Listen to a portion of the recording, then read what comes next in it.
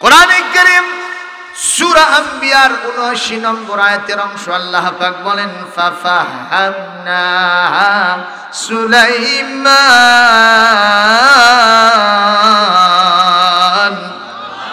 ওয়া কুল্লান আতাইনা হুকমান ওয়া ইলমা। আল্লাহ পাক বলেন সুলাইমান হলো ছেলে আর দাউদ হলো বাপ, ঠিক কিনা? কিন্তু বিচার ফয়সালার ক্ষেত্রে আমি সুলাইমানকে যে বুঝ আর জ্ঞানটা দিয়েছি, আমি তার বাপ দাউদকে সেই বুঝ জ্ঞান দেই নাই। জোরে কোন আল্লাহু আকবার। ওয়া ফাদ্দালনাহুম আলা কাসীরিম মিম্মান খালাকনা তাফদীলা। ولقد كرمنا بني آدم وحملناهم في البر والبحر ورزقناهم من الطيبات وفضلناهم على كثير ممن خلقنا تفضيلا। সূরা বনী ইসরাঈলের ৭০ নম্বর আয়াতে আল্লাহ পাক বলেন আমি বনি আদমকে সবচাইতে বেশি সম্মান দিয়েছি। হযরতে দাউদ আলাইহিস সালামের জামানায় এক বুড়ি মেহমানদারি করার জন্য বাসা থেকে চলে গেছেন তিনি বাজারে। উনি ওখানে গিয়ে ৩ কেজি আটা কিনেছেন, ৩ কেজির মতো আটা কিনে তো মাথায় নিয়ে রাস্তা দিয়ে যাচ্ছে। ওদিক থেকে ওয়েন্ড লস ইউরসিলুর রিয়াহ, বাতাস প্রবাহিত হচ্ছে হু হু হু হু করে। ঘটনা ঘটেছিল যে পাত্রটা তার মাথায় আছে, এখানে কোনো ঢাকনা দেয়নি। আপনারা বলেন থাকবে? কি হয়েছে? একেবারে জাত মতো সবগুলো আটা উড়ে গেছে। এই বুড়ি খালি পড়ে আর ওঠে। এক লোকের সামনে দেখা, লোক বলতেছে এই বুড়ি কি হয়েছে? বলে বাতাস আমার আটা ছিনতাই করেছে। বুঝলাম, তো কি করবা তুমি এখন? বাতাস নিয়ে গেছে মানে সবুর করো। কয় না, সবুর টবুর নেই, আমি দাউদ পয়গম্বরের কাছে বাতাসের বিরুদ্ধে মামলা দেব। আল্লাহু আকবার, জোরে কও। সঙ্গে সঙ্গে এই লোকটা চমকে উঠছে। কয় কি, বাতাস তোমার আটা নিল আর দাউদের কাছে বাতাসের বিরুদ্ধে মামলা দেবা? এ তো কঠিন মামলা। বলছে তুমি বুঝবা না, দাউদ পয়গম্বর ঠিকই পারবে। শাহ করে গিয়ে উপস্থিত, ইয়া নবী আল্লাহ, খলিফাতুল্লাহ, রাসূলুল্লাহ, দাউদ পয়গম্বর বাতাস আমার আটা ছিনতাই করেছে। আপনি যদি আমার এই আটা উদ্ধার করে না দেন, আমি আপনাকে নবীও মানি না, রাসূলও মানি না, আমি আপনাকে কখনো খলিফাও মানি না। দাউদ আলাইহিস সালাম বসা থেকে দাঁড়ায় গেছেন। জীবনে অনেক বিচার সালিশ করছি, এত সহজ বিচার তো কেউ দেয়নি। এই মহিলা, বাতাসের কন্ট্রোলিং পাওয়ার আল্লাহর হাতে। সুতরাং এই বাতাসকে আমি ধরবো কেমনে, এর বিচার সালিশ আমি কেমনে করবো, এটা তো আমার বুঝে আসতেছে। বলছে পারবেন না, না পারলে কোন? বুড়ি মানুষ চেতে গেছে। সঙ্গে সঙ্গে দাউদ আলাইহিস সালাম বলেন বুড়ি বসো বসো, শোনো কয় কেজি আটা গেছে? ৩ কেজি। আমি যদি ১ বস্তা দেই তাতে তুমি বেজার? বলছে না বাবা, আমি তাতে খুশি। মানে আসলে ওনার চিন্তা যে আটা নেবে, তে ১ বস্তা পাইয়া উনি খুশিতে বাগবাগ হয়ে। বুড়ি মানুষ তো, ১ বস্তা মানে মিনিমাম ২ মণ, এটা একেবারে পার হেলে গেছে। নিয়ে যাচ্ছে রাস্তার ভিতরে। সুলাইমান আলাইহিস সালাম, দাউদ আলাইহিস সালামের বেটা, তার সাথে দেখা হচ্ছে। জিজ্ঞেস করতেছে এই বুড়ি, ইয়া আইয়াতুহাল আজুজ আইনা ওয়াজাদতা হাদা, তুমি আটা বস্তা পাইলে কোথায়? তোমার যে শারীরিক যোগ্যতা তার থেকে আটার পরিমাণ অনেক বেশি, এটা তুমি পাইছো? হাল সারাতে চুরি করলে নাকি? যেই বলছে চুরি করলে, উনি তখন তেলে বেগুনে জেলে গিয়েছে। বুড়ি বলতেছে বাবা শোনো, যদি থুতা উপর দিকে ফালায় তাহলে কিন্তু নিজের গায়েতে পড়বে। এই বুড়ি তুমি কি বলো? বলে বাবা, তোমার বাবার কাছে বাতাসের বিরুদ্ধে মামলা দিয়েছিলাম, তোমার বাবা বাতাসের বিচার করতে না পেরে 1 বস্তা আটা ঘুষ দিয়েছে।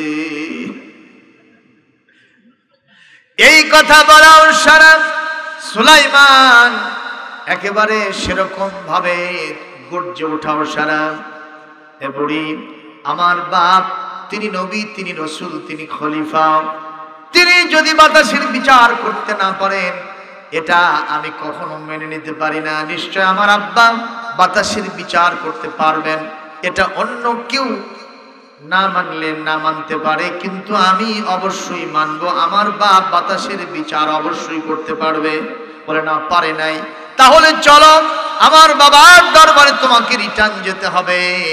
বুড়ি বলে, বাবা যা বলছি ভুল বলছি, তুমি আমারে ছেড়ে দাও। বুড়ির চিন্তা ওখানে গেলে যদি আটা আবার চলে যায়। সুলাইমান না সোরবান্দা টেনে হেসড়ে বুড়িকে বাবার দরবারে নিয়ে গেছে। বাবা তো এই দৃশ্য দেখে আবার চমকে উঠছে।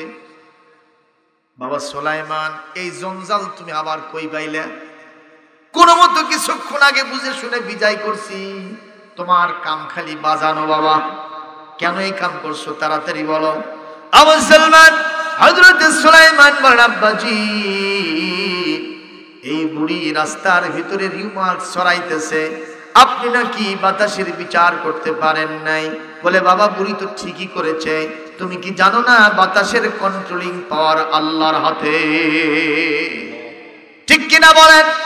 ইউরসিলুর রিয়াহা বুশরাম বাইনা ইয়াদাই রাহমাতিহি।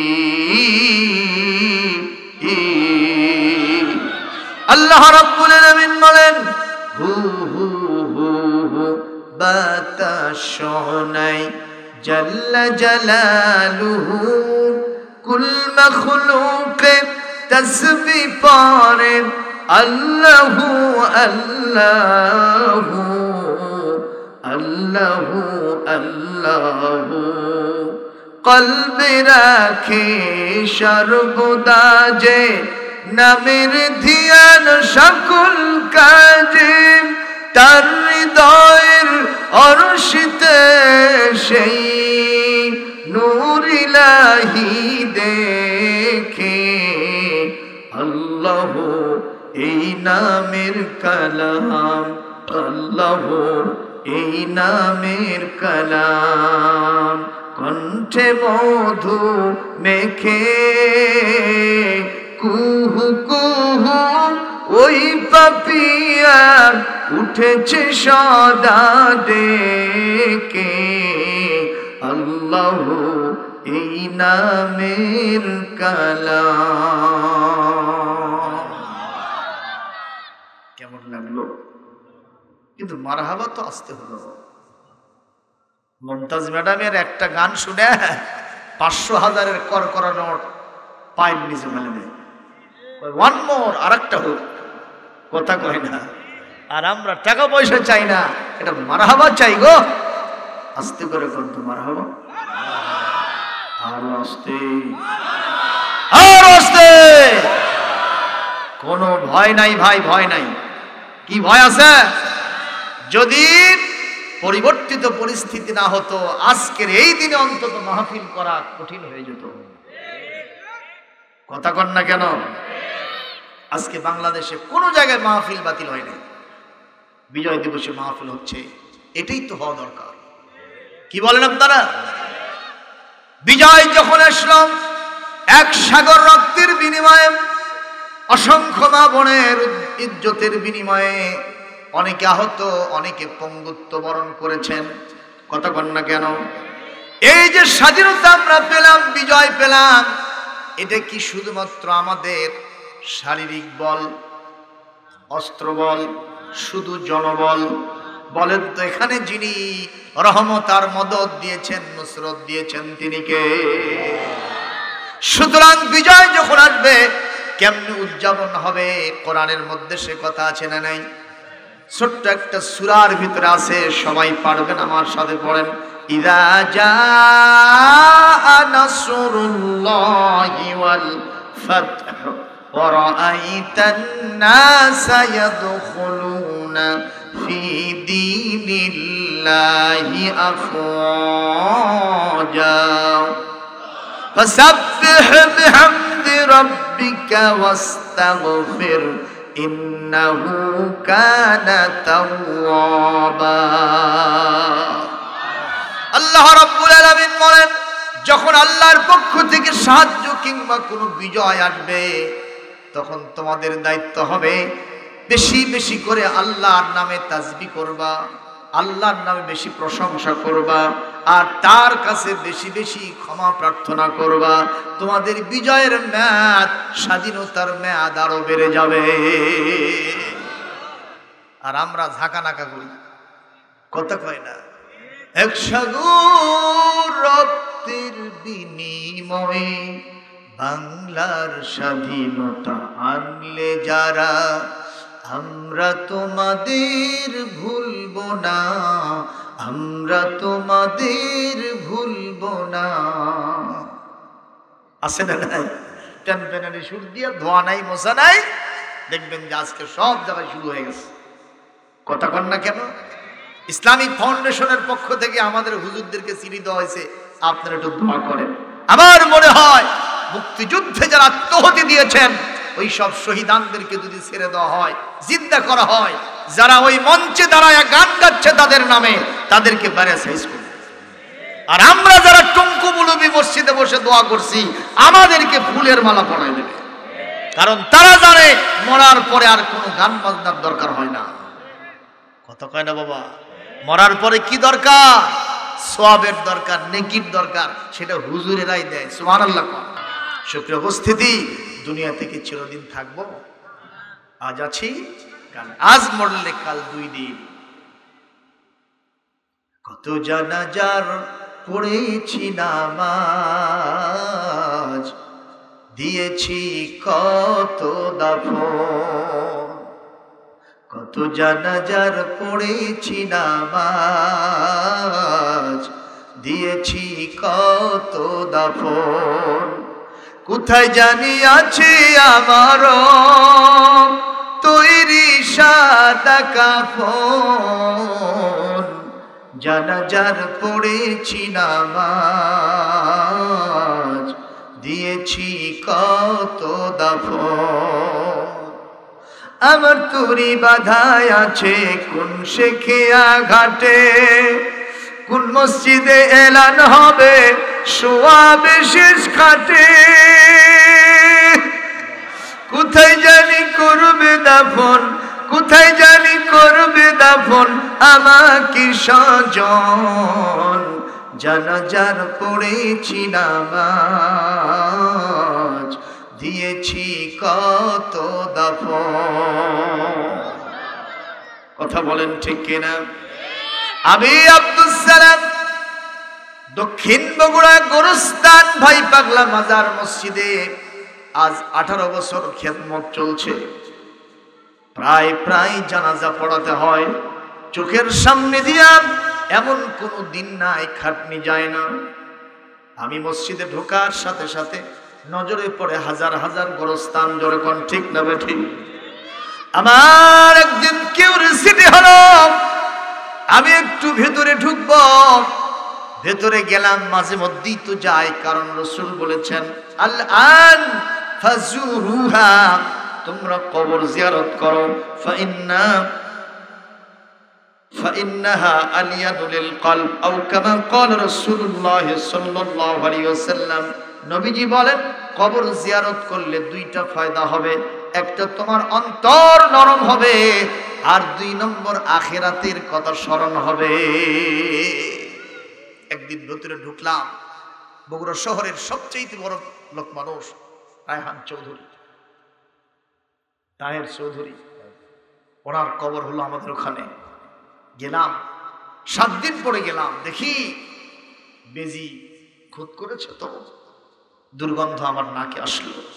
কেউ তার কবরের পাশে দিয়া এমনি যেতে পারছে না, নাকে রুমাল দিয়ে যাচ্ছে।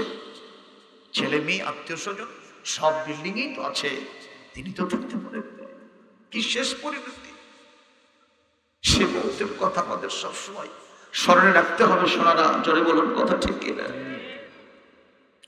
6 দিন পরে নখ খসে যাবে, 6 দিন পরে নখ খসে যাবে, 9 দিন পরে চুল। কবর গাহের সামান নিতে কইরো না কেউ ভুল, কবর জায়গা ভালো নয়, কবর জায়গা ভালো নয়, কবর জায়গা ভালো নয়। আমল দিয়ে কবর গৃহ সাজিয়ে নিতে হয়। কথা বলেন ঠিক কিনা? 17 দিনে পেট ফেটে শেষ, পুকার খাদ্য হবে। 60 দিন পরে গোশ থাকবে না, কঙ্কাল পড়ে রবে। 17 দিনে পেট ফেটে শেষ, পুকার খাদ্য হবে। 60 দিন পরে গোশ থাকবে না, কঙ্কাল পড়ে রবে। 90 দিনে হাড়গুলি সব, 90 দিনে হাড়গুলি সব আলাদা হয়ে রয়। কবর জায়গা ভালো নয়, কবর জায়গা ভালো নয়, কবর জায়গা ভালো নয়। আমল দিয়ে কবর গৃহ সাজিয়ে নিতে হয়। 6 দিন পরে নখ খসে যাবে, 9 দিন পরে চুল। কবর গাহের সামান নিতে কইরো না কেউ ভুল, কবর জায়গা ভালো নয়, কবর জায়গা ভালো নয়, কবর জায়গা ভালো নয়।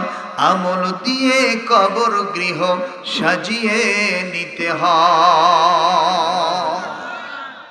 বলি আল্লাহুম্মা আমিন। যেতে যেহেতু হবেই, একটু আমল নিয়ে যাব না? আজকের মাহফিলটা যদি ওই কবরের জিন্দেগির জন্য নাজাতের ওসিলা হয়, তাহলে ভালো হবে না খারাপ হবে? কষ্ট হচ্ছে সোনারা, বেশি সময় কথা বলবো না। বড় জোর 12টা, থাকতে রাজি আছেন তো? এখন থেকে আর 1 ঘন্টা সময়।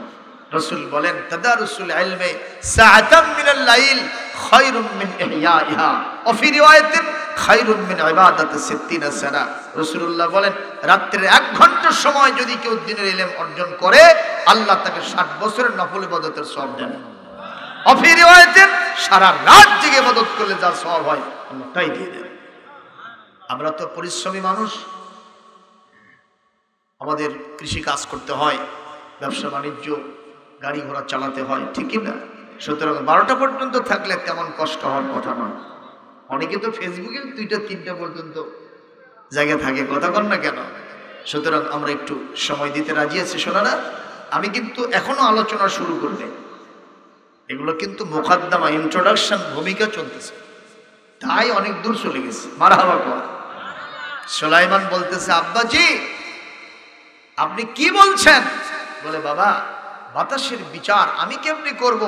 বাতাসের কন্ট্রোলিং পাওয়ার তো আমার আল্লাহর হাতে। কথা বল না কেন? এই কথা বলাও সারা। সুলাইমান বলতেছে, আব্বা আপনি না জানলেও না বুঝলেও আমি জানি আপনি বাতাসের বিচার করতে পারবেন। বাপ বলতেছে, বাবা তুমি কি মাসের চেয়ে কুঞ্চি মোটা হলে? হ্যাঁ, আমি বাপ আর তুমি ছেলে, তুমি বুঝো আর আমি বুঝি না? আল্লাহ আবার সুলাইমানকে সমর্থন দিয়েছে। মারহাবা।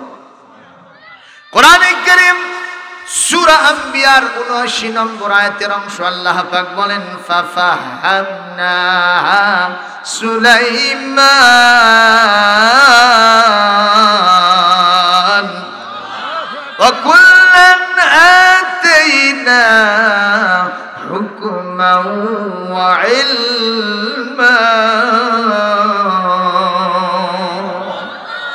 আল্লাহ পাক বলেন, সুলাইমান হলো ছেলে আর দাউদ হলো বাপ, ঠিক কিনা?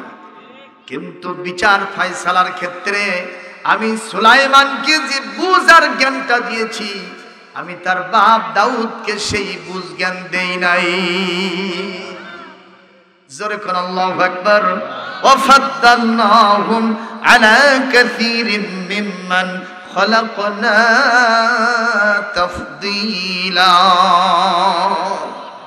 ولقد كرمنا بني آدم آدم وحملناهم في البر والبحر ورزقناهم من الطيبات وفضلناهم على كثير ممن خلقنا تفضيلا সূরা বনী ইসরাঈলের 70 নম্বর আয়াতে আল্লাহ পাক বলেন আমি বনি আদমকে সবচাইতে বেশি সম্মান দিয়েছি। কি প্রতীক? তারা যেখানেই যায় গাড়ি ঘোড়ায় চলে। সুবহানাল্লাহ।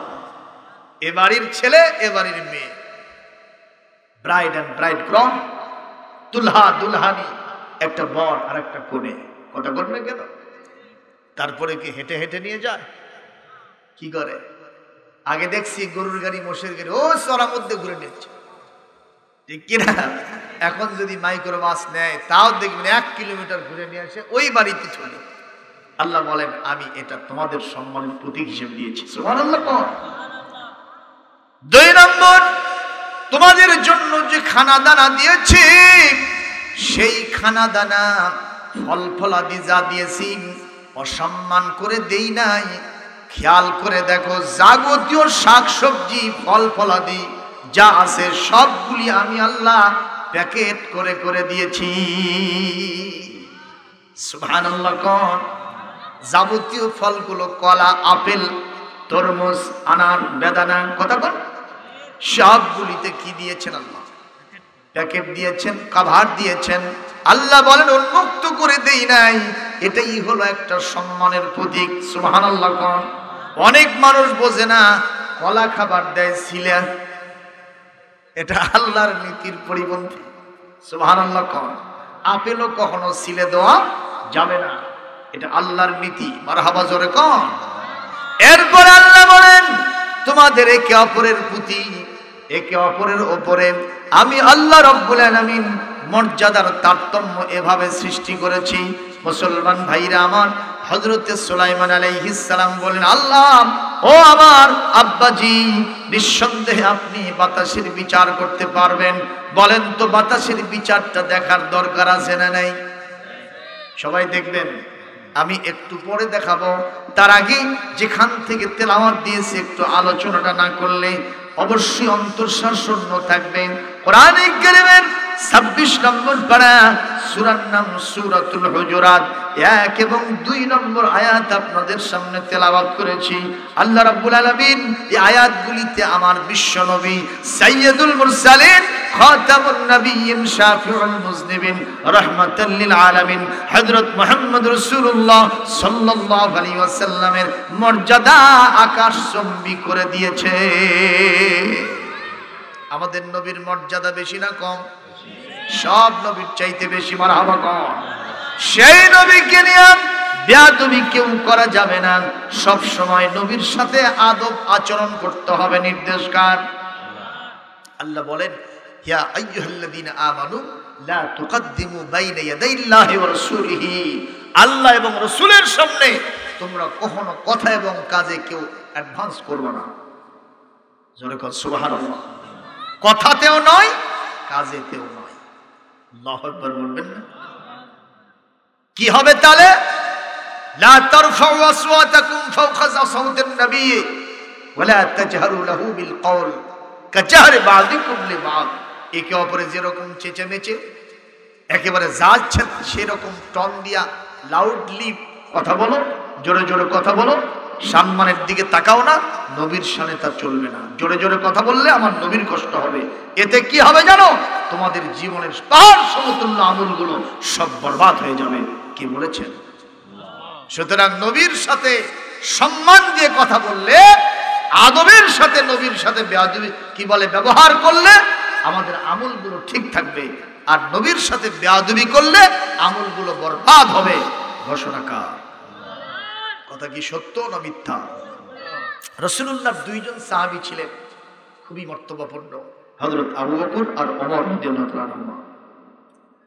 তিনি জুমার দিনে মসজিদে খুতবা দিতে যাচ্ছেন। আল্লাহ রাসূল তিনি মিম্বারে বসেছেন।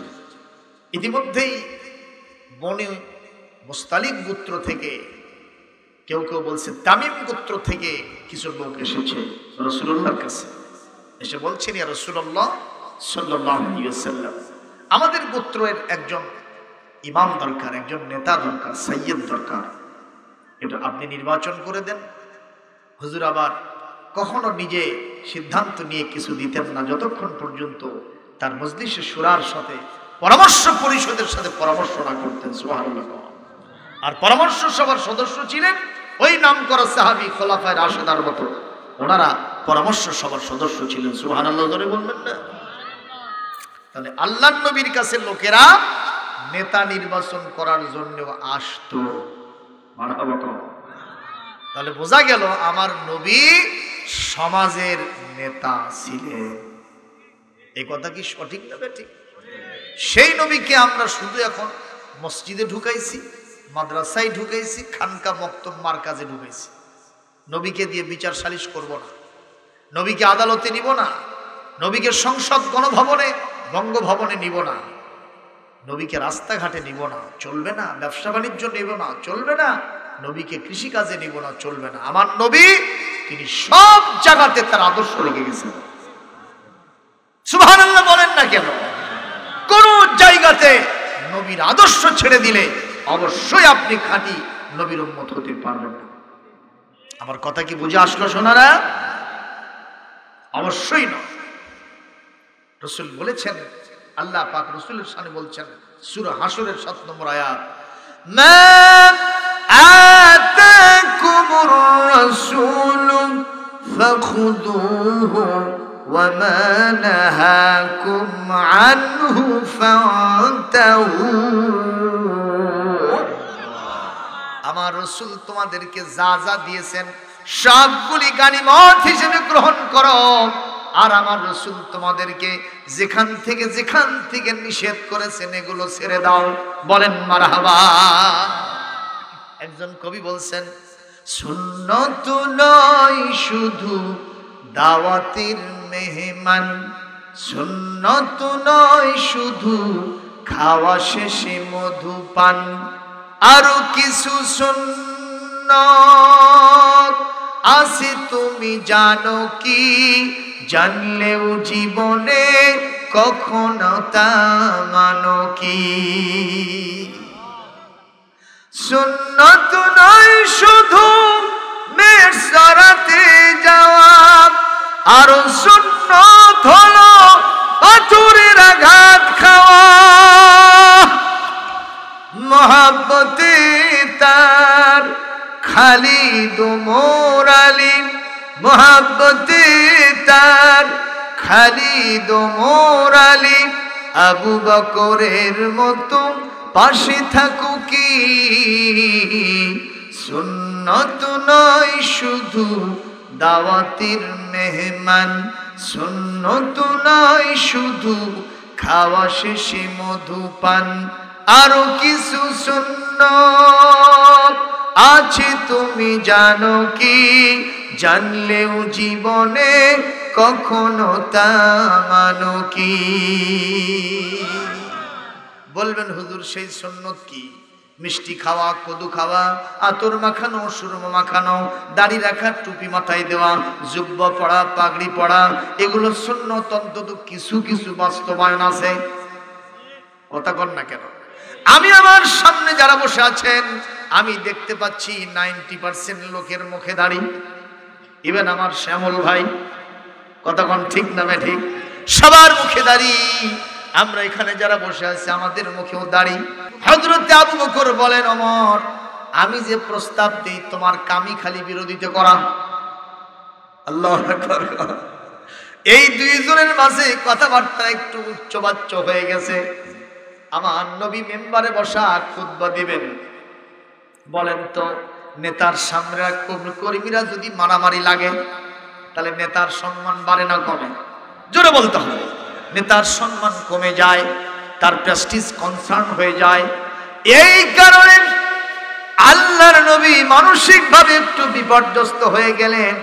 আমার আল্লাহ সব সহ্য করতে পারেন, আমার নবীর মন খারাপ হয় এমন কোন বিষয় আল্লাহ সহ্য করেন না। সঙ্গে সঙ্গে আয়াত নাজিল হয়ে গেল, লা তারফাউ আসওয়াতাকুম ফাওকা সাওতিন নবী আর লা তুকদ্দিমু বাইনা ইয়াদাইল্লাহি ওয়া রাসূলিহি ওয়াত্তাকুল্লাহ ইন্নাল্লাহা সামিউন আলীম। খবরদার কথা কাজে নবীর সামনে, আল্লাহর সামনে অ্যাডভান্স করব না, এমন জোরে জোরে কথা বলবা না যে নবীর শান মানে আঘাত লাগে। আল্লাহু আকবার, জোরে কর। ভাইরা, যে আয়াতগুলি পড়লাম, এখনই যদি আপনি বিশ্বনবীর রওজা মুবারকে মদিনায় যান, এই আয়াতগুলি সব ওখানে লেখা আছে। হজ করছেন, ওমরাও করেছেন, সেখানে এই আয়াতগুলি একেবারে খুব সুন্দর স্বর্ণাক্ষরে লেখা আছে।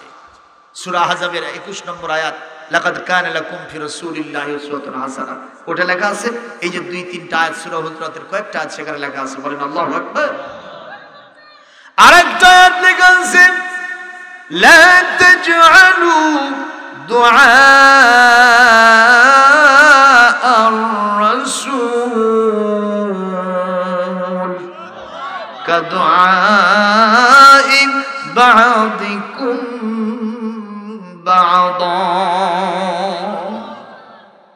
আল্লাহু আকবার, জোরে কোন। আল্লাহর নবীকে ডাকা করতে গিয়া যদু মধু কদু আব্দুর রহিম, আব্দুল করিম, আব্দুর রহমান, আব্দুল সালামের সাথে যেরকম কথা বলো, ওইভাবে ডাকা করলে হবে না। নবীর সাথে যখন কথা বলবা, ইভেন নবীর রওজা মুবারকে যখন সালাম দিবা, হাউমাউ করে দিবা না, আদবের সাথে সালাম দিবা, তাহলে নবীর মহব্বত তোমার কলিজার ভেতরে ঢুকবে। আমাদের বাংলাদেশের একজন প্রবীণ আলেমে দ্বীন আল্লামা ডক্টর সৈয়দ নজরুল ইসলাম বাইশাদারি, নাম শুনছেন তো? উনি একটা সঙ্গীত বানাইছে, আমার ভালো লাগে, বলবো? এটা রসুলের ভালোবাসায় তিনি বানাইছে। পাইলে নিরালাই গো রসুল, পাইলে নিরালাই, আমি দুই কদমে চুমু খাবো, চরণ ধুলি মাগবো গায়ে, পাইলে নিরালাই গো রসুল, পাইলে নিরালাই। মদিনা শরীফ বহু দূরে, লোহিত সাগরের পারে রে, সালাম দিলে সালাম শোনে, সালাম দিলে সালাম শোনে, নবীজির ওই রওজায় পাইলে নিরালায়। আমি দুই কদমে চুমু খাবো, চরণ ধুলি মাগবো গায়ে, পাইলে নিরালাই গো রাসূল, পাইলে নিরালাই। একটু জোরে কোন মারহাবা। কষ্ট হচ্ছে মুসলমান। আল্লাহর নবীর সামনে কথা এবং কাজ অ্যাডভান্স করা যাবে না। তার মানে নবীজি ব্যবসা করতে বলেছেন, কিন্তু সুদ খাওয়া কথা কম। নবীজি বিয়ে করতে বলেছেন, কিন্তু জিনা করা যাবে না, কথা কোন ঠিক কিনা?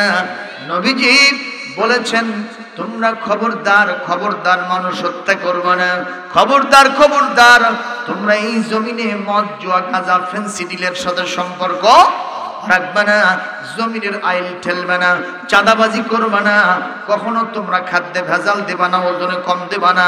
এগুলো সব নবীজির নিষেধাজ্ঞা। জোরে কোন কথা ঠিক কিনা? এগুলোর সাথে যদি আমরা জড়িত হয়ে যাই, অবশ্যই রসুলের সাথে বেয়াদবি হয়। কথা কোন ঠিক না বেঠিক? আমি হাব্বা জুব্বা যতই পড়ি না কেন, যদি সুদের ব্যবসা করি, রসুলের তালিকায় আমার নাম নাই। কথা কয় না? যদিও বাইতুল মুকাররমের ইমাম কবরে নামানোর সময় বলছে, বিসমিল্লাহি ওয়া আলা মিল্লাতি রাসূলিল্লাহ, আল্লাহর নামে রসুলের দলে উঠায় দিয়ে গেলাম। আল্লাহ রসুল বলেন, তোমার নাম তো আমার তালিকায় নাই। কথা কি বোঝা গেল না শোনা? দেখেন রাসূলুল্লাহকে মানলে কিভাবে মানতে হবে। আমি একটা ছোট্ট ঘটনা বলে আমি বাতাসের বিচার করেই শেষ করে দেব। কি আপনাদের কষ্ট হচ্ছে শোনা না? শুনবেন। ওনারা কিন্তু বলছে যে তাবারক মোটামুটি শেষের পথে, যদি এখনো শেষ করি তাতেও কোনো ঠেকা হবে না। আপনারা কি শুনবেন? দেখি কারা কারা শুনবেন না। ও শুনবেন তো কিছু হাত যে উঠলো, ওগুলো কি? ও যাতে মাতাল তালে ঠিক। এবার যারা হাত তুলবেন তারা হলো ওই দল যারা ইনশাআল্লাহ আমরা শেষ পর্যন্ত থাকবো, ওয়াজ শুনবো যারা। হাত তুলে দেখায় তারা। লিল্লাহে তাকবীর, নারায়ে তাকবীর, নারায়ে তাকবীর। আল কোরআনের আলো সারা দুনিয়ায় জ্বালো, নারায়ে তাকবীর। আলহামদুলিল্লাহ। হাত নামান। আমাদের একটা সমস্যা আছে, আমরা ওয়াজ শুনতে আসি, এশার নামাজ পড়ি না। এখানে যদি আমি হাত তুলতে বলি এটা খবর হয়ে যাবে, সুতরাং ওই কাম আমি করবই না। আমাদের বাংলাদেশে কিছু কিছু আছে, ওরা কয় আমরা আহলে হাদিস, আছে না নাই? সেদিন সোনাতলায় গেছি, বুঝছেন, আগেই প্রচার করছে যে হানাফির বক্তা আসতেছে, আমাদের একের জাত মেরে ফেলে যাবে। ওরা মানে আগের থেকে স্লোগান মারছে ওই হুজুরের ওয়াজ শোনা যাবে না। তা আবার পাগলা মাজারের ইমাম, চিন্তা করে কি যে পাগলামো করবে আল্লাহ। এইটা নিয়ে প্রচার সেই রকম ভাবে চালাইছে। যাওয়ার পর থেকে খালি একই কথা, হুজুর সহিহ হাদিস ছাড়া চলবি না। এমন আমাখানা খালি ধরে তুলে দেন তো মঞ্চ থেকে, তো ক্যাঙ্কা সহিহ হাদিস ছাড়া মানে আমাকে তুলে দিল। আমি বলতেছি কে কে আপনারা এশার নামাজ পড়ে এখানে আসছেন, একটু হাত তোলেন দেখি। 3-4 যে বুড়া খালি হাত তুলছে ভাই, আর সবগুলো খালি মাথা নিচু করছে। আমি চিন্তা করলাম এটাই কি আহলে হাদিস? এটাই কি সহিহ হাদিস? আমি এবার বললাম আপনাদের ভিতরে অনেককে দেখতেছি এমন দাড়ি চাঁচা উল্টো শ্বাস মারছে, মোষের ঝুল বড় বড়। এর সম্পূর্ণ উল্টা পাল্টা কাম। রসুল বলছেন ওয়াফুল্লুহা কাসসুস শারিব, তোমরা মোষ খাটো করো আর দাড়ি লম্বা করো। আর তুমি উল্টা পাল্টা করে রসুলের তুমি সহিহ হাদিস মানতেছ। ওরা খালি মাথা নিচু করছে। শেষ পর্যন্ত ওয়াজ করলাম, যে কয়জন ছিল ওরা থাকলোই, কয় না হুজুর ওয়াজ আছে। এখন এইরকমই হলো। জোরে কোন আল্লাহু আকবার। সুতরাং কখনো আমরা নিজেদেরকে বড় মনে করব না।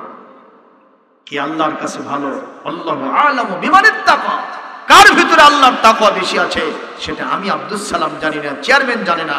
এটা যিনি জানেন তিনি কে? লা তুযাক্কু আনফুসাকুম, খবরদার নিজেদেরকে পরিশুদ্ধ মনে করব না। আল্লাহু আকবার জোরে কোন। সুতরাং মুসলমান একটু খেয়াল করুন, রাসূল আকরাম সাল্লাল্লাহু আলাইহি সাল্লামের দরবারে একটা ছোট্ট সাহাবী, ছোট্ট মানে একটু বেটে সাইজ, এবং তার নাক চেপটা, চেহারাটা কালো কুৎসিত। সাহাবী কাঁদতেছেন, যুবক মানুষ কাঁদতেছেন।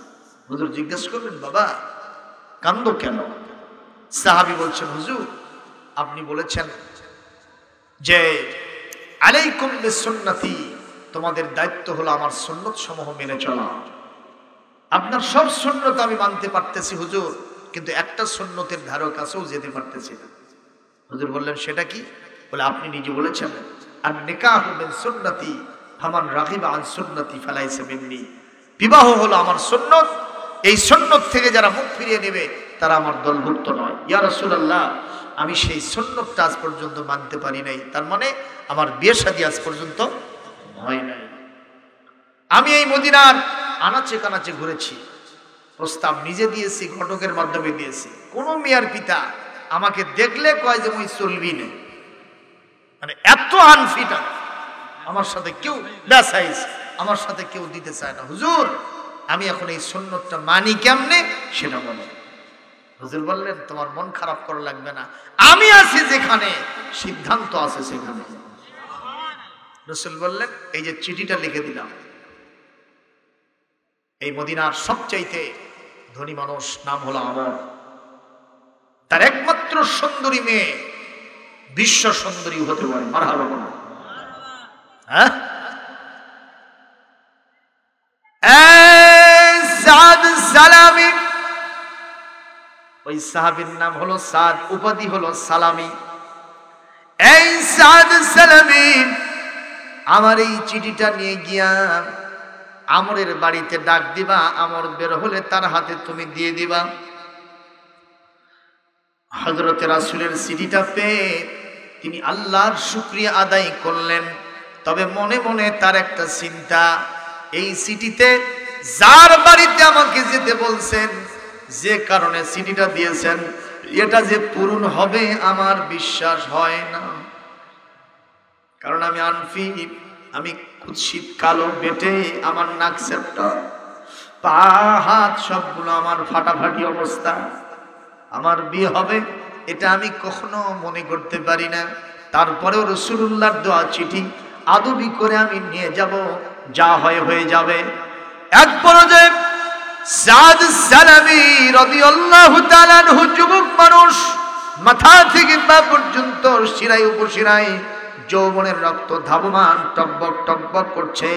উনি গিয়ে দরজায় এরকম টক করলেন, আঘাত দিলেন। ভিতর থেকে আওয়াজ আনলো, মান আলাল বাব, দরজার উপরে কে রে? উনি বললেন, আনা সাদ সালামী। এ কথা বলা অনুসারা ওনার ভিতরে একটা চিন্তা জাগাও সারা, এই অসুন্দর মানুষটা আমার বাড়িতে কেন এসেছে? যার কাছে হুজুর চিঠি লিখেছেন উনিও কিন্তু আবার নবীর সাহাবী, যিনি চিঠি নিয়ে গেলেন তিনিও কিন্তু সাহাবী। কথা কন না কেন? একবারে যে দরজায় আঘাত দেওয়া সারা, উনি ভেতর থেকে বের হয়ে আসলেন। সাদ সালামী সালাম করলেন। সালাম দেওয়ার পরে কুশলাদি বিনিময় করার পরে বলছেন, কি কারণে আসছো? বলে, এই যে বিশ্বনবীর চিঠিটা আপনার হাতে দেওয়ার জন্য আসছি। চিঠিটা নেওয়ার পরে উনি সেখানেই চিঠিটা খুললেন, দেখলেন বিশ্বনবী তার কাছে ফরমান জারি করেছেন, এ আমর, তুমি যত বড় সাহাবী হও না কেন, যত বড় ধনশালী হও না কেন, যত তোমার মেয়েটা সুন্দরী হোক না কেন, তাতে কিছু আসে যায় না। আমি নবীর সিদ্ধান্ত, এই কালো সাহাবী সাদ সালামের সাথে তোমার মেয়ের বিয়ে দিতে হবে। আমার নবীর নির্দেশ মানে কার নির্দেশ? ওয়ামা ইয়ানতিকু আনিল হাওয়া ইন হুয়া ইল্লা ওয়াহয়ুন ইউহা।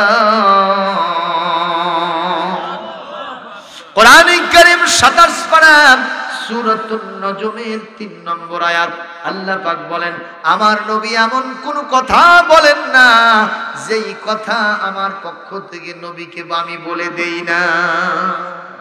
তার মানে নবী যা বলেন এটা নবীকে কে বলায় দেন? জোরে কম। এই কারণে সাদ সালামীর চিঠি পাওয়ার পরে, চিঠিটা পড়া অনুসারা ওনার হাস্যোজ্জ্বল চেহারা কালো কুৎসিত হওয়া অনুসারা মুসওয়াদ্দাউ ওয়া হুয়া কাযীম, চেহারা কালো হলো। তিনি রাগে গোসায় ফেলে বললেন, হ্যাঁ, রাসূলুল্লাহর পিছনে নামাজ পড়ি ভালো কথা, মোনাজাত করি ভালো কথা, জিহাদে যাই ভালো কথা, জিহাদের জন্য চান্দা চাই সেটাও দেবো ভালো কথা, দরুদ পড়ি ভালো কথা, কিন্তু সবই মানা লাগবে। চিন্তা করেন, সবই মানা লাগবে। রাসূল হুঁশ পায় না, আমার মেয়ে কি আর এই ছেলে কি? একটু জোরে কর নাউজুবিল্লাহ।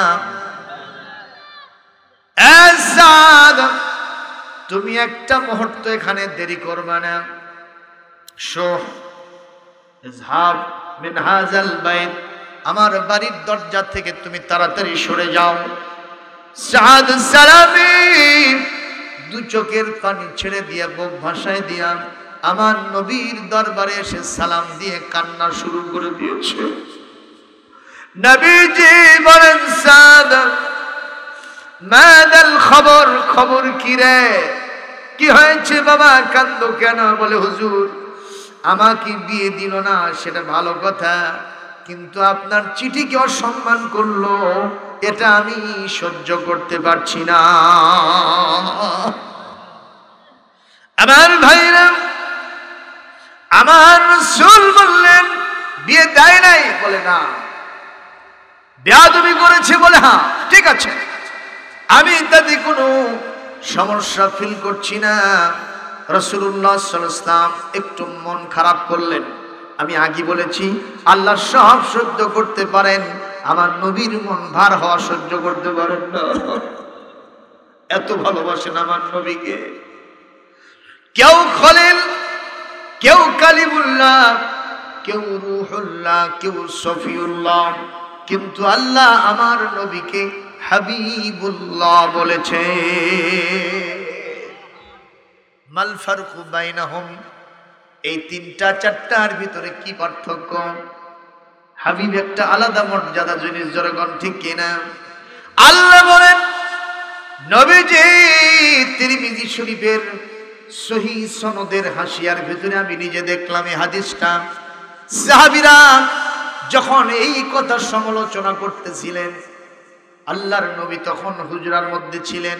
কেউ বলতেছেন মূসাকে আল্লাহ কালিমুল্লাহ বানাইছেন, কত সম্মান তার মর্যাদা। ঈসাকে আল্লাহ রূহুল্লাহ বানাইছেন, তার কত মর্যাদা। আর ইত্তাখাযাল্লাহু ইব্রাহিমা খলিলা, ইব্রাহিমকে আল্লাহ খলিলের মর্যাদা দান করছেন, কত মর্যাদা। শুধু তাই নয়, আবুল বাশার আদম আলাইহিস সালামকে আল্লাহ পাক সফিউল্লাহর মর্যাদা দান করেছেন, কত না বেশি মর্যাদা আল্লাহ তাদেরকে দিয়েছেন। আল্লাহ নবী হুজরা থেকে কথাগুলো শুনে এক পা দু পা করে মসজিদে নববীতে তাশরিফ নিয়ে আসলেন। ও সাহাবীরা, তোমরা নবীদের কথা বলে বলে অনেক বেশি আশ্চর্য হয়ে গেছো, কিন্তু আমি নবীকে আল্লাহ কি হিসেবে গ্রহণ করেছেন তোমরা কি তা জানো? বলে না, জানি না। বলে আনা হাবিবুল্লাহ, আমি হলাম আল্লাহর হাবিব, আল্লাহর দোস্ত বন্ধু। জোরে বল সুবহানাল্লাহ। এখন এর হেতুটা কি? খলিল হলেন তিনি, কালিম হলেন তিনি, রূহ হলেন তিনি, সফি হলেন তিনি, যারা আল্লাহর সন্তুষ্টির জন্য সব কাজ করে। আর হাবিব হলেন তিনি, আল্লাহ নিজে যার সন্তুষ্টির জন্য কাজ করে। আমার নবীর সন্তুষ্টির জন্য কে কাজ করে? বলবেন দলিল আছে? বলে হ্যাঁ। যখন কিবলা পরিবর্তন হবে, মসজিদে কিবলাতাইন বনি সালেম, যেটা মদিনা মুনাওয়ারায় আছে, দুই কিবলার মসজিদ, সেখানে যখন রাসূলুল্লাহ জোহর কিংবা আসরের নামাজ পড়ছিলেন ইমামত করে, 2 রাকাত নামাজ হয়ে গেছে। রাসূলুল্লাহ মনে মনে ইরাদা করেছেন, যদি আমাদের কিবলাটা বাইতুল মুকাদ্দাস না হয়ে কাবা শরীফ হতো ভালো হতো। মনে মনে বলতেছে। সঙ্গে সঙ্গে সূরা বাকারার 154 নম্বর আয়াত নাযিল হয়ে গেছে। قد نرى تقلب وجهك في السماء فلنولينك قبلة ترضاها। হে নবী, বারবার আপনি আকাশের দিকে মাথা উত্তোলন করতেছেন, আমি এটা দেখেছি। অচিরেই আপনাকে এমন একটা কিবলার দিকে আপনার মুখ ঘুরায় দেব যেটা আপনি পছন্দ করেন।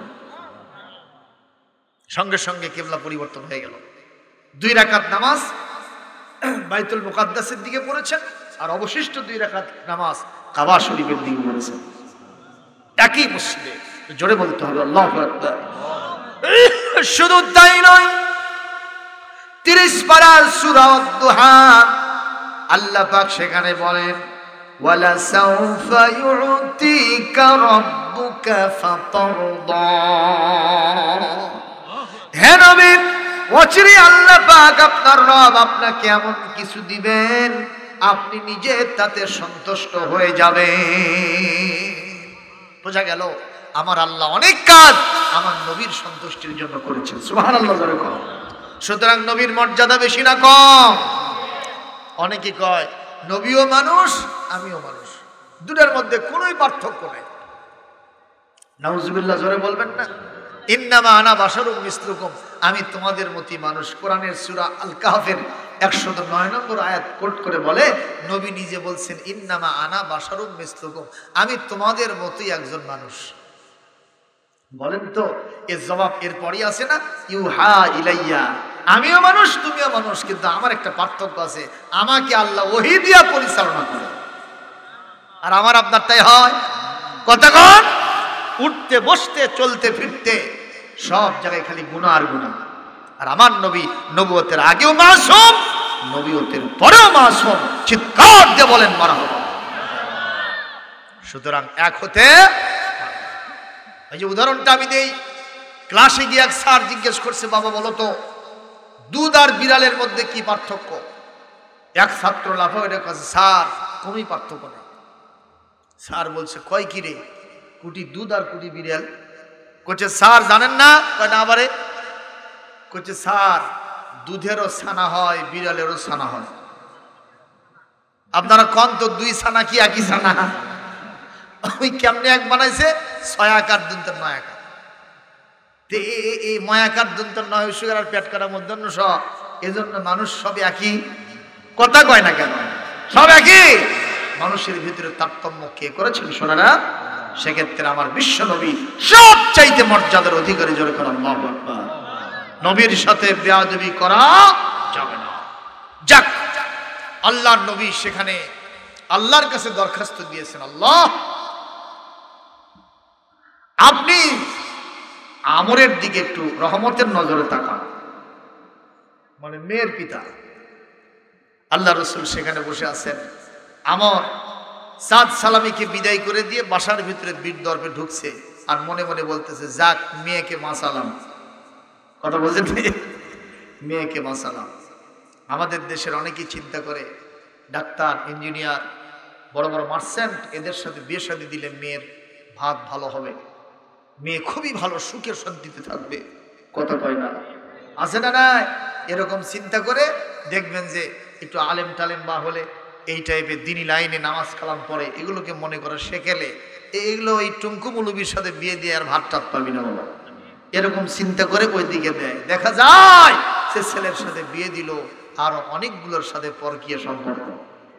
কথা কন না কেন আপনারা? আছে না নাই? ঢাকা মহানগরীতে আমি পত্রিকায় দেখলাম প্রায় 80% বিবাহ বিচ্ছেদ হয় ডিভোর্সের কায়দা। স্বামী চলে গেছে ব্যবসা প্রতিষ্ঠান থেকে, বউ নেই। ঠিক নামে ঠিক কর।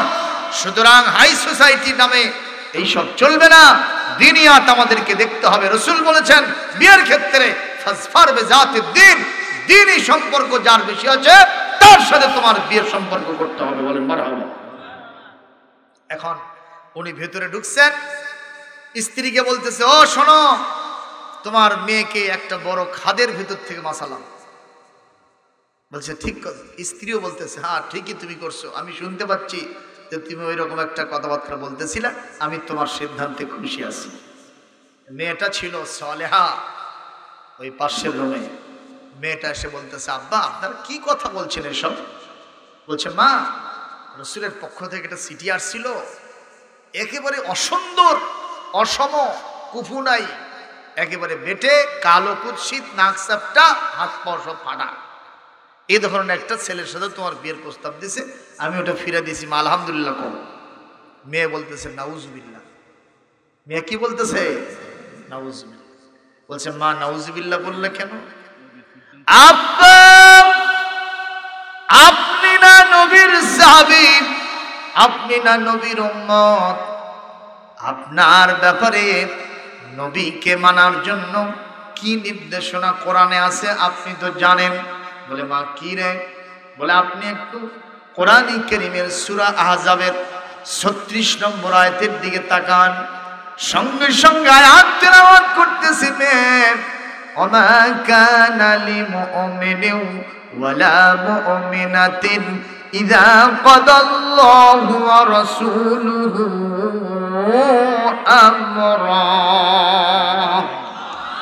আইয়াকুনা লাহুমুল খিয়ারাতু মিন আমরিহিম ওয়া মান ইয়াসিল্লাহা ওয়া রাসূলাহু ফাকাদ দাল্লা দালালাম মুবিনা। আরো জোরে বলেন আল্লাহু আকবার। আল্লাহ রাব্বুল আলামিন বলেন, কোন ঈমানদার পুরুষ এবং নারীর যখন একবার ঈমান আনলো, আল্লাহ এবং তার রাসূল কোন ব্যাপারে যদি কোনো সিদ্ধান্ত দিয়ে দেন, সেটা মানবে কি মানবে না, এ ব্যাপারে কোনো 50-50 কারবার স্বাধীনতা নাই। ঈমান আনলে আল্লাহ রাসূলের সিদ্ধান্ত মানতেই হবে। মেয়ে তার বাপকে স্মরণ করে দিল, সঙ্গে সঙ্গে আমরের দু চোখ বেয়ে পানি পড়ে যায় আর বলে, মা তোমার সিদ্ধান্ত কি, তুমি সেটাই বলো। বলে, বাবা আমিও তো সেই রাসূলের উম্মত, আমিও তার শাগরাত, আমিও তার হাতে বায়াত করেছি। আমার রাসূল যে সিদ্ধান্ত দিয়েছেন, ছেলেটা যতই অসুন্দর হোক না কেন, আমি মনে হয় তার ভিতরেই থাকতে পারি, সেখানে আমার রহমত আর বরকত দিয়ে মালামাল হবে। কারণ রাসূল আছেন যেখানে, রহমত আর বরকত আছে সেখানে। আব্বা দেরি করে যাবে না, তাড়াতাড়ি আপনি চলে যান। যেই রাসূলের সাথে বেয়াদবি করেছেন, তাড়াতাড়ি গিয়ে তার পা জড়িয়ে ধরে মাপ চেয়ে নেন, আর আমাকে তার সাথে বিয়ে দেওয়ার জন্য সিদ্ধান্ত ফাইনাল করে নেন। এরকম মেয়ে পাওয়া যাবে ভাইজান? ও মুসলমান, এইরকম মেয়ে পাওয়া যাবে যদি খাদাস মদিনাতুল উলুম এই কওমি মাদ্রাসায়, নুরানি মাদ্রাসায় কোনো মেয়েকে পড়ান। এই মেয়ের তবিয়ার নেচার স্বভাব হবে ওই রকম বিশ্বনবীর সাহাবীদের স্ত্রীদের স্বভাব ছিল যেরকম। কতক্ষণ ঠিক না ঠিক? কারণ দিনী শিক্ষা যদি না থাকে, ওর ভিতরে ইসলাম, নবী, রাসূল, পরকাল, কোরআন, সুন্নাহ কিছুই জানা থাকবে না। ওই ফেসবুকে নেটের মধ্যে যা দেখবি ওটা দেখেই সিদ্ধান্ত নিবি। কতক্ষণ মুসলমান ঠিক না ঠিক? যতই চাকচিক্য হোক মুসলমান, এর ভিতরে বরকত নাই, বরকত আছে ইসলামে। কতক্ষণ ঠিক না ঠিক? সিদ্ধান্ত রাসূলুল্লাহ সাল্লাল্লাহু আলাইহি ওয়াসাল্লামের কাছে তিনি চলে গেলেন। উনি চলে গেলেন রাসূলের দরবারে, যে বললেন, ইয়া রাসূলুল্লাহ, মুস্তাফি করেছি, বেয়াদবি করেছি, ভুল হয়েছে, মাপ চাই, মাপ চাই। মাপ না পারলে আমার জীবন চলবে না, আমি কখনো দুনিয়ায় থাকতে পারবো না, আখিরাত আমার বরবাদ হয়ে যাবে, মাপ চাই। হুজুর বললেন, সাদ সালামি, তোমার সিদ্ধান্ত বলো। বলে, সিদ্ধান্ত সামি'না ওয়া আতা'না, আমি যা শুনেছি, আগে ভুল করেছি, এখন মেনে নিয়েছি। রাসূল বলেন, সাহাবীরা বসো। বলে, শোনো, এই যে তোমাদের ভাইকে যে বিয়ে দেব, তো বিয়ের জন্য কিছু পোশাক আদি লাগবে না? একটু টাকা পয়সা, তারপরে মেয়েটাকে মোহর দিতে হবে, সেগুলো দরকার আছে। তো ও তো কিছুই নাই, আমার দরবারে উঠে বসে খায়, এখানে শুয়ে থাকে, আহলে সুফার সদস্য। কথা কন না কেন? মসজিদে নববীতে এক সাইডে দেখবেন একটু উঁচু জায়গা আছে, দেখছেন তো? এগুলো আবার যাবেন, যে এগুলো দেখে আসবেন। ওখানে যত বেশি যাওয়া যাবে, ওগুলো দেখলে মনটা ভরে যাবে। সুবহানাল্লাহ। ওটা এমন একটা জায়গা যেখানে আপনি পা ফেলছেন, মনে করবেন রাসূলুল্লাহর কদম এই জায়গায় ছিল। এমন এক জায়গায় আপনি বসে আছেন, হয়তো সেখানে রাসূল একসময় বসেছিলেন। এমন এক জায়গায় আপনি উঠতেছেন, বসতেছেন, চলতেছেন, যেখানে এই কোরআনে কারীমের 30 পারা নাজিল হয়েছে। সুবহানাল্লাহ বলবেন না? অনেকে বলে এগুলোতে যায় খালি টাকা পয়সা লস হয়, টাকা পয়সা লস হয়। এত কামাই করে করলেটা কি? কথা বল না কেন? এত কামাই করে লাভ হলো কি? বিদেশে হাজার হাজার কোটি টাকা আমরা পাচার করে ফেলেছি, ঠিক না ঠিক কর? আর আমার দেশের গরিব মানুষ, তারা না খেয়ে মরে। কথা বল, এই কঠিন শীতের রাত্রিতে তারা একটু রাত গুজরানোর জন্য গরম কাপড় পায় না। শোনা কথা বলেন ঠিক কিনা? এগুলো কখনো উচিত না। আমাদের প্রত্যেককে জবাবদিহির জিন্দেগি যাপন করতে হবে, ঠিক কিনা বলেন? আমার ভাইরা খুব খেয়াল করেন, আমার রাসূল বললেন, সাহাবীরা, সাদ সালামির বিয়ে হবে, তোমরা টাকা দাও। সাহাবীরা দিনার দিরহাম দিলেন। দেখা গেল প্রায় 1200 দিনার দিরহাম উঠে গেছে। হুজুর বললেন, সাদ সালামি, তোমার স্ত্রীকে মহরানা দিতে হবে। 600 টাকা দিয়ে দিলাম, এটা দিয়ে স্ত্রীর মহরানা হবে। আর 600 টাকা থাকলো, এটা নিয়ে তুমি বাজার করতে যাও। কি রাসূল আমার, সুবহানাল্লাহ। আনন্দ একা হয় না, ভাগাভাগি নিয়ে করে হয়। ঈদের আনন্দ কম আছে না বেশি আছে? সব আনন্দের চাইতে ঈদের আনন্দ বেশি, কারণ এই ঈদের সবাই আনন্দ করতেছে। সুবহানাল্লাহ করবেন না? কিন্তু আপনার বাড়িতে বিয়ে হচ্ছে, আপনার আত্মীয় স্বজন, আপনি খালি ওটা বসা, হাসি তামাশা, খুশি, বোমাবাজি, আরো যা যা আছে, আতরবাজি, কথা হয় না, আর গীত, হ্যাঁ, কলা গাছ লাগালাম নাকি, এইসব গীত গান চলতেছে। আশেপাশের লোকেরা যার যার মতো কাজ করতেছে, আনন্দ ষোলো আনা হয় না। কথা কর, কিন্তু আসল আনন্দ হয় ঈদের আনন্দ, যেহেতু এটা দিয়েছেন কে? সার্বজনীন আনন্দ। সুবহানাল্লাহ। এই জন্য রাসূল বললেন, বাবারা সবাই মিলে আনন্দ উৎসবে শরীক হও, টাকা দিয়ে দাও। দেওয়া হলো 600 দাও তাকে মহরানা হিসেবে, আর 600 দিয়ে তুমি বাজারে যাও বাজার করতে। উনি বাজার করতে গেলেন, দোকানে গিয়ে লিস্ট দিয়েছেন এই সেই লাগবে, দোকানদার সব কিছু রেডি করে ওনার হাতে এখন দেবে। ইন দ্য মিন টাইম পাশে দিয়ে একজন সাহাবী বলছেন, ইয়া আইয়ুহাল্লাযীনা আমানু হাল আদুল্লুকুম আলা তিজারাতিন তুনজিকুম মিন আযাবিন আলীম তুমিনুনা বিল্লাহি ওয়া রাসূলিহি ওয়া তুজাহিদুনা ফি সাবিলিল্লাহি বিআমওয়ালিকুম ওয়া আনফুসিকুম যালিকুম খায়রুল লাকুম ইন কুনতুম তা'লামুন ওয়া লাকুম লা তুকাতিলুনা ফি সাবিলিল্লাহি ওয়াল মুস্তাদআফিনা মিনার রিজালি ওয়ান নিসাই ওয়াল বিলদান। আল্লাহু আকবার কোন। তার মানে সাহাবী ঘোষণা করতেছেন, আল্লাহ রাসূল যুদ্ধের দামামা ঘোষণা করেছেন, তোমরা যারা ঈমানদার জানমাল দিয়া আল্লাহর রাস্তায় জিহাদের জন্য বেরিয়ে পড়ো। রাসূলুল্লাহর এই এলান, এই ঘোষণা ওই সাহাবীর কানে ঢুকেছে। এই সাহাবী দোকানদারকে বলছে, মালগুলো নিয়ে নেন, আমাকে টাকা দেন, নসেদ একটা তরবারি দেন। সুবহানাল্লাহ।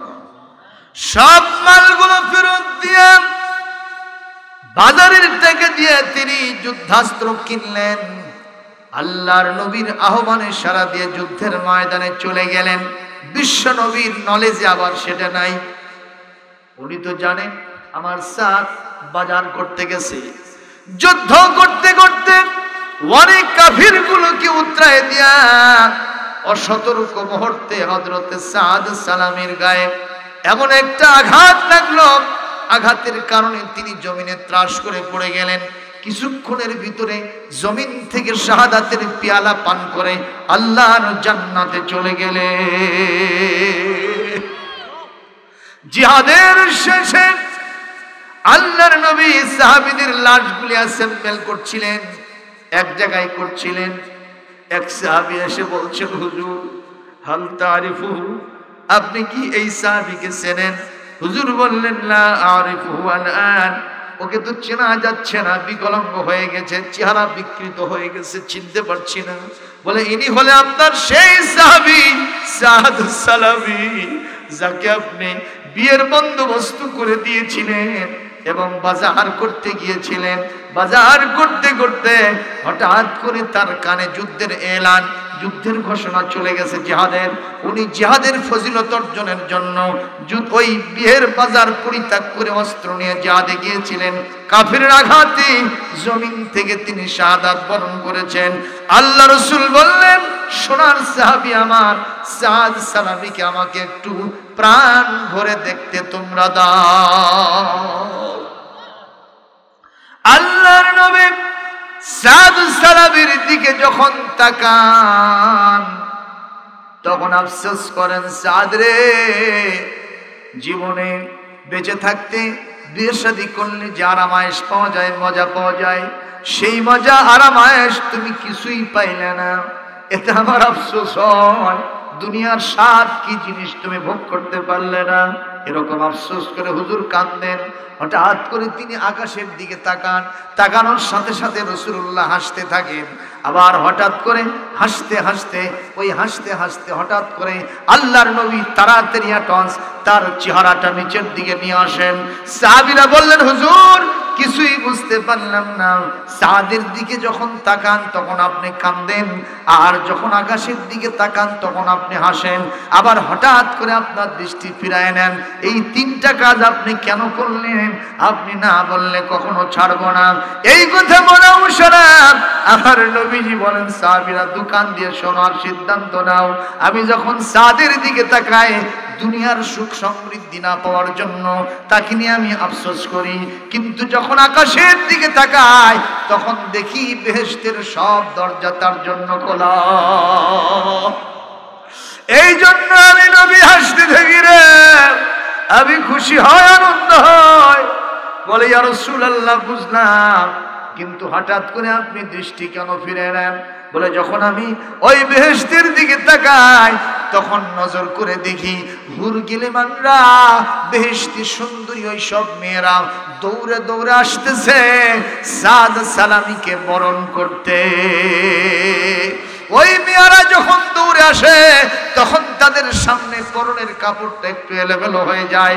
আমি বিশ্ব নবী, আদর্শ নবী, শরীফ মানুষ, ভদ্র মানুষ, চরিত্রবান মানুষ, আমি কোনো বেগানা নারীর ওই সৌন্দর্য দেখতে পারি না। এজন্য তাড়াতাড়ি আমার দৃষ্টি ফিরায় নেই।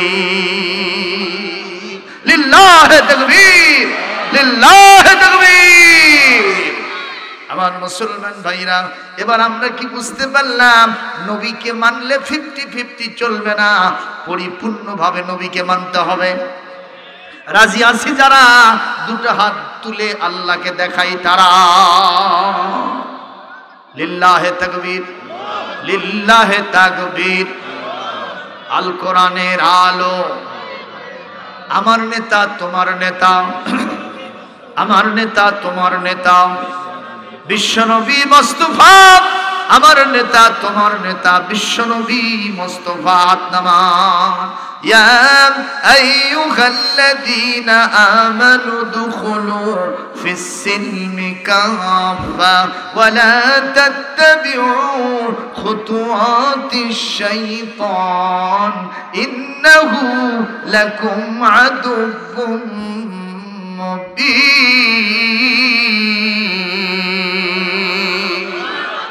আল্লাহ পাক বলেন, O my dear mankind, believing man and believing women, O my dear believers, enter into Islam completely or totally. Don't obey the footsteps of Hindu device because he is your open enemy. এ আমার ইমানদার বান্দারা, ইসলামের ভিতরে তোমরা পুরোপুরি প্রবেশ করো। যেরকম সুবহানাল্লাহ। শয়তানকে মারা যাবে না, কারণ শয়তান হলো ওপেন এনিমি ফর ইউ, তোমার জন্য প্রকাশ্য শত্রু। কথা বল ঠিক না ঠিক? আমরা ইনশাআল্লাহ কাকে মানবো সোনারা? আর আমার রাসূলকে মানবো। বলি আল্লাহুম্মা আমিন। আর আমরা কি করব? শয়তানকে কোথাও মানবো না। শয়তানকে কোথায় কোথায় মানা হয়?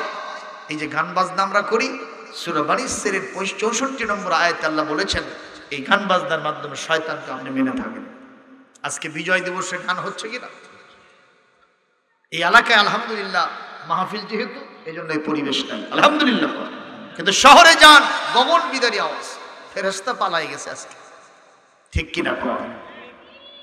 গান বাজনার মাধ্যমে শয়তান কাছে আসে। এরপরে কি? ইন্নামাল খামর, এই যে মদ, মাদকাসক্তি বলতে যা বোঝায়, এটা শয়তানের কাজ। ওয়াল মাইসির, জুয়া, এটা শয়তানের কাজ। ওয়াল এর কি?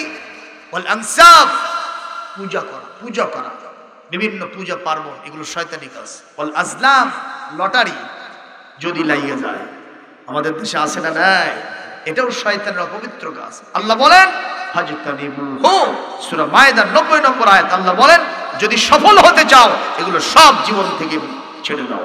বলি আল্লাহুম্মা আমিন। আমি শেষ করে দিচ্ছি। এখন আপনাদের একটা জিনিস বাকি থাকলো, সেটা কি বলেন তো? শুনবেন? শুনবেন? এই সামান্য এক চিমটি বলে শেষ করে দিচ্ছি, 12টার ভিতরে শেষ করব ইনশাআল্লাহ।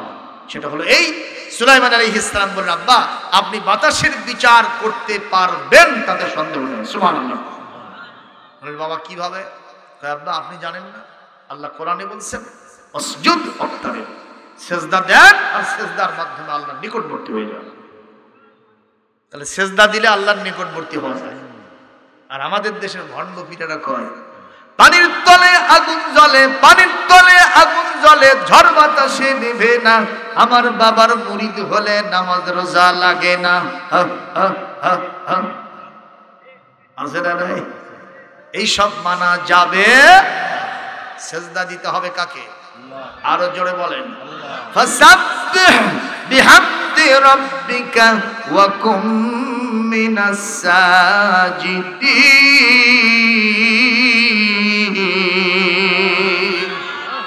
আল্লাহর নামে তাসবিহ করো আর সিজদাকারীদের অন্তর্ভুক্ত হয়ে যাও। সিজদা করলে আল্লাহ আপনার নিকটে চলে আসে। সুবহানাল্লাহ। আমরা নামাজ পড়তে রাজি আছি তো? দেখি কারা কারা রাজি, একটু হাতটা উঠিয়ে দিই। নামাজের মধ্যেই শান্তি আছে ভাইজান, একটু আল্লাহ আমাদেরকে নামাজি বানায় দেন। জোরে বলুন আল্লাহুম্মা আমিন। এরপরে উনি সিজদায় পড়ে গেলেন, সঙ্গে সঙ্গে আল্লাহর সাথে কানেকশন পয়দা হয়ে গেল। নবীদের সাথে আল্লাহর সরাসরি কথা হতো। সুবহানাল্লাহ। আল্লাহ বললেন, ইয়া দাউদ মাযা তুরিদু মিন্নি, what do you want to me, তুমি আমার কাছে কি চাও দাউদ? বলে আল্লাহ কিছুই চাই না, আমি একটা সাধারণ বুড়ি মানুষের কাছে আমি লজ্জায় পড়ে গেছি, আমার জাস্টিস কনসার্ন হয়ে গেল, আল্লাহ বাতাসকে আমার অধীন করে দেন। আল্লাহ বললেন মঞ্জুর, বাতাস, যে বাতাস মহিলার আটা ছিনতাই করছো, দাউদের কাছে চলে যাও। বাতাস শাঁ করে চলে আসছে, সুবহানাল্লাহ। এসে দাউদ পয়গম্বরকে সালাম দিয়েছে। দাউদ পয়গম্বর বলতেছেন, বাতাস তুমি কি এই মহিলার আটা ছিনতাই করছো? কয় যে আমি করিনি, আল্লাহই করছে। দাউদ আলাইহিস সালাম বলতেছেন, তোর মাথা ঠিক আছে? আল্লাহ কি আমার তোর মতো এরকম বেন্নে টেন্নে নাকি? আল্লাহর কি 3 কেজি আটার অভাব? বলে মিথ্যা বলি না, আমরা আল্লাহর সৃষ্টি। অবশ্যই আল্লাহ নিছে। কিভাবে নিল? কাজে আমি এদিক দিয়ে যাচ্ছিলাম, মেঘমালাকে বহন করে নিয়ে, বাতাস কিন্তু মেঘ তারাই নিয়ে যায়। তো আমি হঠাৎ করে আল্লাহর পক্ষ থেকে ইলহাম পেলাম। আল্লাহ বলেন, বাতাস রে, লাব্বাইক ওয়া সা'দাইক ইয়া রাব্বাল আলামিন, লিমাযা দা'ওতানি ওয়া নাদাইতানি, কেন ডাকছেন? বলে বাতাস দেখতো তোর সামনে একটা মহিলা 3 কেজি আটা নিয়ে যায়। বলে হ্যাঁ। এই নদীর ভিতরে, খরস্রোতা নদীর ভিতরে দুকুল ছাপিয়ে প্রবাহিত অতল তলদেশ নদী, একটা জাহাজ আটকা পড়ে গেছে। জাহাজবাসীরা সব আমার কাছে মান্নত করেছে, আল্লাহ আপনি বাঁচান, আপনি যদি আমাদেরকে বাঁচান এই জাহাজের সমস্ত সম্পদগুলো আপনার রাস্তায় দিয়ে দেব, আর আমার রাস্তায় যদি কেউ মান্নত করে আমি সেটা কবুল করে বিপদ উদ্ধার করে দিই। কিন্তু সেটা মাজারে করা যাবে না। কথা বোঝেন নাই? বলে আমার যদি একটা বাচ্চা হয় তাহলে মস্তান দিব না, দেওয়া যাবে?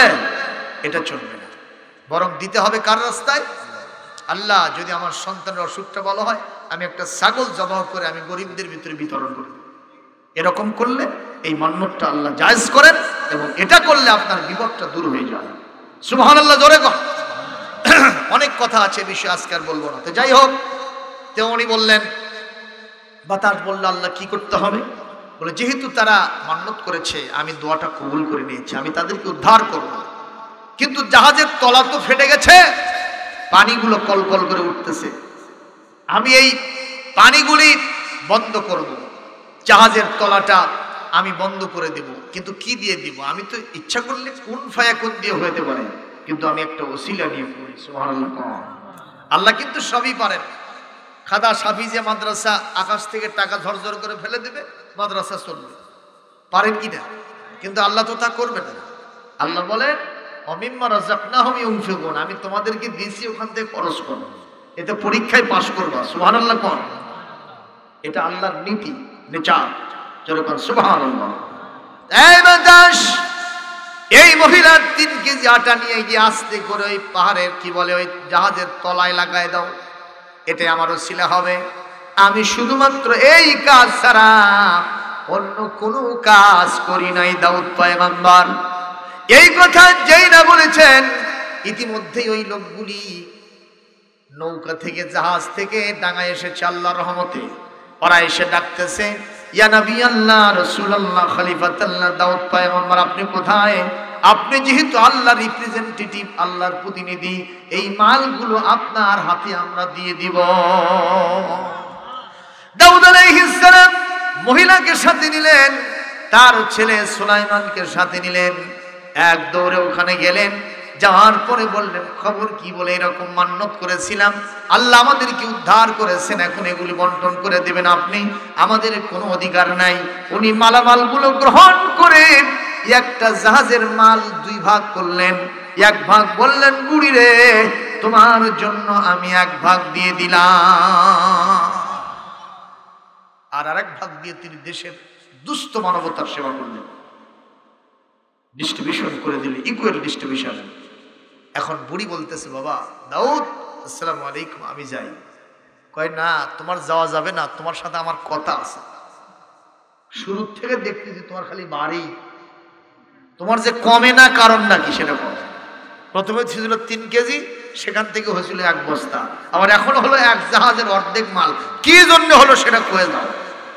বুড়ি বলতেছে, বাবা সত্যি করে কই, আমার তেমন কোনো আমল আখলাক নাই, 1 না আমল আছে। কি সেটা? ওয়া আম্মা সাইলা ফালা তানহার, আমার কাছে কেউ যখন কিছু চায় আমি তাকে ধমক দিয়ে বিদায় করি না। কিছু না পারলে হাসি মুখে কথা বলি। সুবহানাল্লাহ। আল্লাহ রাসূল বলেন হাসি মুখে যে কথা বলে সেটাও একটা সৎকার সওয়াব হয়ে যায়। একটু জোরে বলেন না সুবহানাল্লাহ। গরিব কিরকম তোমার আমল বলো? বলে বাবা আজকের দিনের ঘটনা, আমার বাড়িতে একজন অভুক্ত মানুষ এসে আমার কাছে কিছু চাইলো খাবার। আমার ভাগে ছিল 3টা রুটি। কয়টা? আমি একটা দিলাম। ওই সাইল বলছে হালমিম মাজিদ আর আছে নাকি? আমি আরেকটা দিলাম, সেটাও খাইলো। এরপরে বলে হালমিম মাজিদ আর আছে নাকি বুড়ি? আমার 3য় রুটিটাও তাকে দিয়ে দিলাম। সে বলে বুড়ি আর আছে? আমি বললাম আল্লাহর নামে কসম দিয়ে বলি আমার ভাগে যা ছিল সব আমি তোমাকে দিয়েছি, আর একটাও নাই। কয় বুড়ি জীবনে তোমার বাড়িতে অনেক খাইছি, আজকের মতো কম খাওয়া কোনোদিন হয়নি। 3টা খাসে তাও বলে কম আছে। এরকম দেওয়া মার্কা লোক আছে না নাই? মানে পেট ভরে কিন্তু চোখ ভরে না। জোরে কোন আছে না নাই? এখন বুড়ি বলতেছে বাবা তুমি যদি আরো খেতে চাও একটু বসো, আমি বাজার থেকে একটু আটা নিয়ে আসি। দাউদ পয়গম্বর আমি সেই 3 কেজি আটা নিয়ে রাস্তা দিয়ে আসতেছিলাম, আর বাতাস আমার সেই আটাটাই ছিনতাই করেছিল। লিল্লাহে তাকবীর। সুতরাং একটা জবাব দিলেন, সবাই মিলে একটা জবাব দিবেন, আল্লাহ রাস্তায় দিলে বাড়ে না কমে। আমরা দিতে রাজি ইনশাআল্লাহ। কম এই যে হাফিজিয়া মাদ্রাসা, রাসূলুল্লাহর একটা হাদিস বললাম আমি। আল্লাহর নবী বলেন মান ক্বরাআল কুরআনা ফাস্তাযহারাহু, আল্লাহর কোরআন যদি কেউ পড়ে আর মুখস্থ রাখে, ফাহাল্লা হালালাহু ওয়া হারামা হারামাহু, হালালকে হালাল হিসেবে গ্রহণ করে, হারামকে হারাম হিসেবে বর্জন করে, আদখালাহুল্লাহুল জান্নাহ, আল্লাহ তাকে জান্নাতে ঢোকায়া দিবে। শুধু তাই নয়, ডেকে নেবেন, ও জান্নাতি হাফেজ কাম ব্যাক, একটু ফিরে আসো, তোমার কি কোনো চাহিদা আছে? বলে আল্লাহ আমি একাই যাচ্ছি, আমার মা বাবা যদি যেত ভালো লাগতো। আর কে? আমার ওস্তাদজি, আমার মাদ্রাসার সভাপতি, সেক্রেটারি, ক্যাশিয়ার, আমার আর অন্যান্য আত্মীয় স্বজন, এরা যদি যেত ভালো হতো। আল্লাহ দেখবেন যে এর ভিতরে অনেকে আগেই জান্নাতে গেছে। বলে তুমি হিসাব করে দেখো তো তোমার পরিবারের এমন কোন 10 জন মানুষ আছে কিনা যাদের জন্য জাহান্নাম ওয়াজিব হয়ে গেছে, তোমার সুপারিশে আমি তাদেরকে জান্নাতে দিয়ে দেব। আও কামা ক্বাল রাসূলুল্লাহ, রাওয়াহু তিরমিজি, মিশকাতুল মাসাবি, রিয়াদুস সালিহিন। সুবহানাল্লাহ।